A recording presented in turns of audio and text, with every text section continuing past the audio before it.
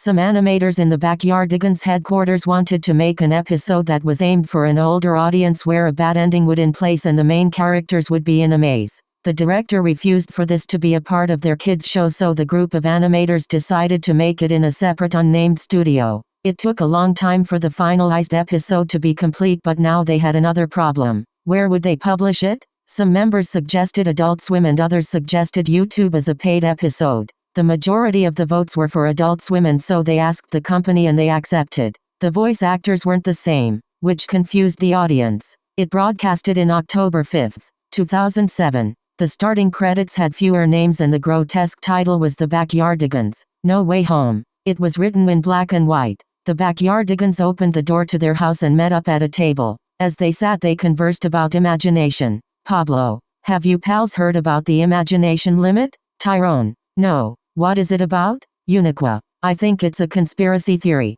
We most likely should not believe in it. Austin: well, we may as well hear it before taking decisions. Uniqua: okay then. Tell us. Pablo: well, I found this article on the internet and it talked about the fact that you can get lost in your imagination and never come out of it by imagining 3 different locations. Should we try it? They rose from their seats and began signing about imagination and the wonders that can come out of it. They then imagined an ocean. Their backyard morphed into a beautiful ocean and they sang the Castaways song. People thought it was a collection of Backyardigans episodes at this point. After this section they teleported to ancient Egypt. They were researchers and sang the ancient Egypt song. Their last location was underwater and they were all mermaids. Their final song was the Call of the Mermaid. They flickered and arrived in a large and seemingly infinite maze that looked like a brain as the camera shot was from a bird's eye view. Then it moved back in front of the characters.